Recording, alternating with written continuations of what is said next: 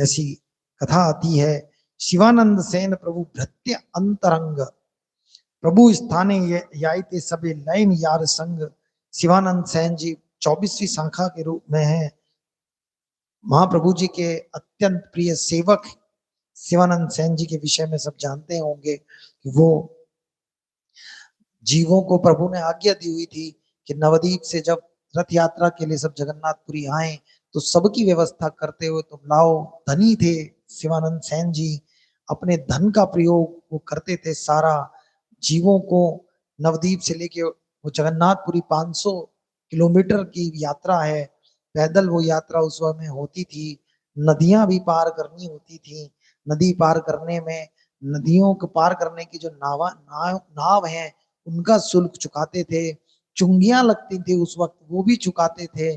पैदल चलने वालों के लिए भी जब वो एक राज्य से दूसरे राज्य में जाते थे तो धन कुछ कर के रूप में देना होता था, देते थे।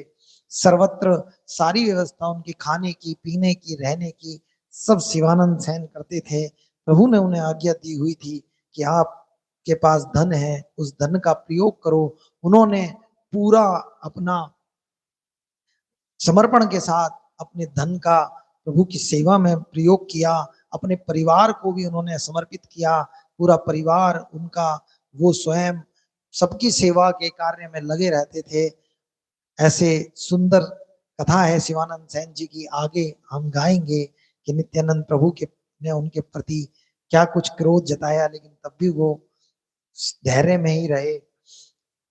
प्रतिवर्ष प्रभु गणन संगेते लैया, नीलाचले चले न पथे पालन करिया।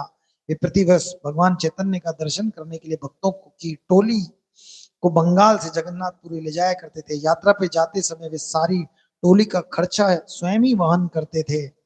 भक्ते कृपा करें प्रभु एक तीन स्वरूपे, साक्षात आवेश और आविर्भाव रूपे से चैतन्य महाप्रभु ने भक्तों को 3 रूपों में अहेतु की कृपा प्रदान करते थे। अपने प्रत्यक्ष साक्षात द्वारा, किसी शक्ति प्रदान व्यक्ति के भीतर अपने पराक्रम द्वारा, आवेश के द्वारा, अपने आविर्भाव द्वारा।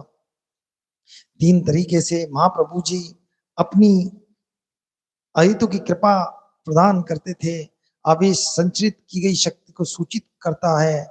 शक्ति, किसी किसी जीव में अपनी शक्ति को चैतन्य महाप्रभु जी प्रकट कर देते हैं, जिससे वो जीव फिर उनके अनुसार कार्य करने लगता है। साक्षात सकल भक्त देखे निर्विशेष, नकुल ब्रह्मचारी दे प्रभुर आवेश। प्रत्येक भक्त की उपस्थिति में से चैतन्य महाप्रभु का प्रकट होना साक्षात कहलाता है।